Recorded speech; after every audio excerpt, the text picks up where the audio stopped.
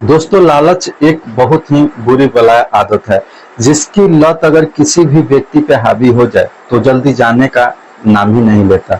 और जब इस चीज को एहसास होता है कि हमें बुरी लत लग गई है और उसको छुड़ाना चाहता है, जब तक काफी लेट हो चुका होता है। और ना जाने ऐसे में कितने लोगों का जिंदगी बर्बाद भी हो जाता है।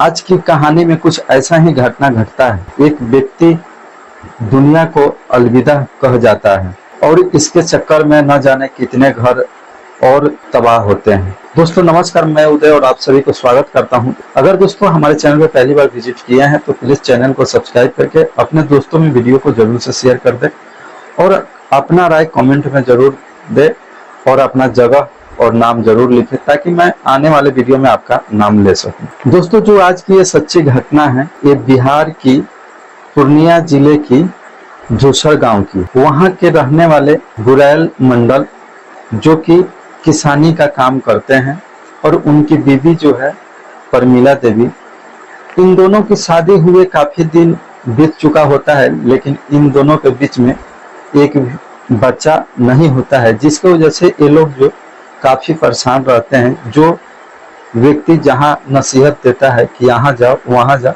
वहां ये लोग दौड़ते रहते हैं। लेकिन जो ये लोग दौड़ते हैं, इस परिश्रम का, इस मेहनत का फल भी इन लोगों को एक दिन प्राप्त होता है। ये लोग के घर में एक बच्चा जन्म लेता है जिस बच्चा का नाम होता है उत्तम मंडल। और ये लोग काफी खुश रहते हैं, खुश हो जाते हैं बच्चे को आने के बाद। लेकिन जो ये खुशी है ज्यादा दिन तक टिकता नहीं, क्योंकि जब उत्तम मंडल सियाना होता है तो पता चलता है कि जो उत्तम मंडल है एक विकलांग है। और जो माँ बाप होते हैं, जो गौरल मंडल और परमिला देवी जो होती है, ये चिंतित होने लगती है कि आखिर इसका भविष्य कैसा होगा, इसका फ्यूचर कैसा होगा, ये तो विकलांग है। लेकिन धीरे धीरे समय बीतता जाता है और जो उत्तम मंडल होता है वो अपने जवानी के तहजील पे कदम रखता है। उसके बाद जो उत्तम मंडल के माँ बाप होते हैं वो सोचते हैं कि उत्तम का शादी कर दें, तो ये लोग रिश्ता भी ढूंढने लगते हैं, लेकिन कोई रिश्ता नहीं मिलता है। समय ऐसे ही बीतते जाता है, लेकिन जो उत्तम मंडल के घर वाले हैं, मम्मी पापा हैं, वो कहीं कहीं बात को फेंक रखे हैं। वैसे में उत्तम मंडल के गांव के पास के ही एक रिश्ता आता है शादी का, जिस लड़की का नाम होता है काजल। और जो वो लड़की होती है काफी गरीब घर से होती है, लेकिन वो काफी सुंदर होती है। सुंदरता की वजह से उत्तम मंडल का शादी उसके साथ ठीक हो जाता है और उत्तम मंडल का शादी धूमधाम से होता है और एक घर में खुशी का माहौल अलग ही होता है। शादी हो जाता है, उसके बाद में उत्तम मंडल हंसी खुशी अपने घर फैमिली के साथ में रहने लगता है। वो जो काम अपने पिता के साथ गोयल मंडल के साथ ही खेतों में करने लगता है। समय बीतता जाता है, करीब 2 साल का समय बीत जाता है। उसके बाद में उत्तम मंडल का भी एक पुत्र होता है जिसका नाम ये लोग शुभम रखते हैं। शुभम को आने के बाद फिर से एक खुशी का माहौल जग जाता है घर में। लेकिन शुभम धीरे धीरे सियान हो रहा था। जब 8 साल का शुभम होता है तब उसकी मम्मी को, जो यानी कि काजल देवी को, चिंता सताने लगता है कि बच्चा सियान हो रहा है, इसके परवरिश के लिए एजुकेशन चाहिए, अच्छा शिक्षा चाहिए। और जो उत्तम मंडल होता है अपने पापा के साथ में खेत में काम कर रहा होता है, तो वो सोचती है कि खेतों में काम करने से कुछ होगा नहीं, इनको शायद बाहर जाना चाहिए। और अपने हस्बैंड यानी कि उत्तम मंडल से वो बात भी करती है, मशवरा भी देती है कि अब बच्चा सियान हो रहा है, मैं तो ये सलाह दूंगी, मेरा मानना है कि कहीं अगर आप बाहर जाके कमाओगे तो आप अपने बच्चे का भविष्य अच्छा बना सकते हैं, नहीं तो ये भी हम लोगों की तरह ही हो जाएगा। उत्तम मंडल को अपने पत्नी की बात यानी कि काजल का बात अच्छा लगता है और उत्तम मंडल अपने दोस्तों के साथ में, क्योंकि उसके गांव के कुछ लोग प्रदेश में रहते हैं, बाहर रहते हैं, तो अपने दोस्तों के साथ बात करता है। अपने दोस्तों के साथ वो दिल्ली आ जाता है। दिल्ली में एक राजौरी गार्डन में पहुंच जाता है। वहां पहुंचने के बाद उसी के गांव के पास का एक लड़का होता है जिसका नाम होता है राजेश। वो वहां पे एक प्राइवेट फैक्ट्री में काम भी लगवा देता है और एक रूम भी दिलवा देता है। वहां पे वो काम करता है, करीब 2 महीना काम करता है। उसके बाद में ये फिर गांव पहुंच जाता है। गांव पहुंचने के बाद में अपने बच्चे और बीवी को लेके दिल्ली, यानी कि ये नवंबर 2022 में पहुंच जाता है। उसके बाद यहाँ पे सब कुछ अच्छा चलने लगता है। उत्तम मंडल अपने बेटे का एक स्कूल में एडमिशन भी करवा देता है, ट्यूशन भी लगवा देता है। उसका बच्चा जो शुभम होता है वो पढ़ने भी लगता है, और ये अपना काजल देवी अपना घर में रहती है, बच्चे को संभालती है। उत्तम मंडल अपना ड्यूटी करने लगता है। समय बीतता जाता है, और एक दिन की बात है कि शाम का समय करीब 5 बज रहा था। अचानक दौड़ते हुए नीचे आती है और वो अपने मकान मालिक से काजल बोलती है कि अंकल आप ऊपर चलिए, हमारे हस्बैंड चुन्नी गर्दन में फंसा के फांसी लगा लिए हैं, लेकिन वो अभी जीवित हैं। मदन सिंह जो होता है मकान मालिक, वो किसी व्यक्ति से बात कर रहा होता है कुर्सी पर बैठ के। तो वहां से आनंद पान उठ के ऊपर आता है।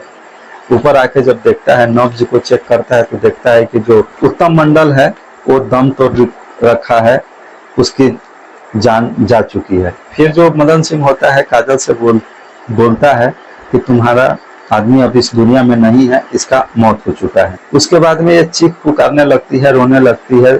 इसकी चीख सुन के वहाँ के आस पड़ोस के लोग इकट्ठा होने लगते हैं, और उसका जो दोस्त है जो उसको रूम दिलवाया था, फैक्ट्री में काम लगवाया था, वो भी वहाँ पे पहुंच जाता है काजल की चीख सुन के।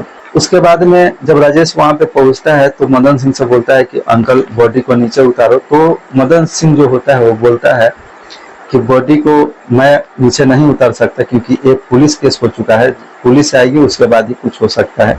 लेकिन राजेश नहीं मानता है, वो खुद चुन्नी को खोलता है और उत्तम मंडल को बेड पे सुला देता है और पुलिस को फोन कर देता है। पुलिस अपना टीम लेके घटनास्थल पे पहुंचती है। घटनास्थल पे पहुंचती है, उसके बाद में पोस्टमार्टम होता है।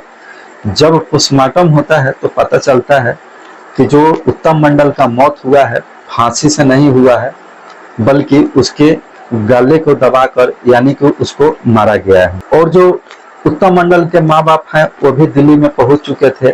5 नवंबर की बात है, 5 नवंबर 2024 की बात है। उसके बाद में पुलिस का शक काजल पे होता है, क्योंकि उस समय जिस समय फांसी लगा था उस समय काजल ही थी।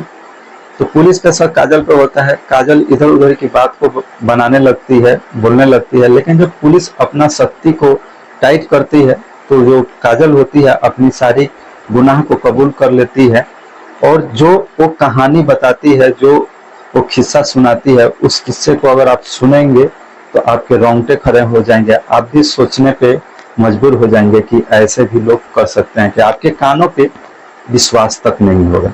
उत्तम मंडल के भी माँ बाप के को विश्वास नहीं हो रहा था काजल की इस बयान को सुनने के बाद। काजल से जब पुलिस सख्ती से पूछताछ करती है तो काजल बोलती है कि हम लोग गांव में रहते थे और इनको हमने बाहर भेजा था अपने बच्चे को भविष्य बनाने के लिए, और यहाँ पे जब हम लोग आए एक काम करने लगे, और जो इनका दोस्त था वो इनको भाभी बोलता था, क्योंकि उत्तम मंडल से छोटा था जो राजेश था, तो भाभी बोलता था, भाभी वो बोलता था। लेकिन राजेश जो है उत्तम मंडल के रूम पे बराबर आया जाया करता है, और भाभी के नाते उससे बातचीत भी करता है, हंसी मजाक ठिठोली भी करता है। धीरे धीरे इन लोगों का बातचीत कैसे प्यार में बदल जाता है कि इन लोगों को खुद पता नहीं चलता है। प्यार में बदल जाता है जब ये दोनों काफी क्लोज हो जाते हैं तो ये लोग संबंध भी बना लेते हैं। जब एक बार इसका लत लग जाता है तो उसके बाद ये लोग बराबर एक दूसरे के करीब आने की कोशिश करते हैं। एक दिन की बात है कि दोनों कमरे में ही थे, तब तक उत्तम मंडल ड्यूटी से जल्दी पहुंच जाता है घर। करीब 4 बज रहा था। जब वो देखता है कि यहाँ पे राजेश और वो काजल जो है एक साथ कमरे में पाया जाता है, तो उस काजल को बहुत मारपीट करता है उत्तम मंडल।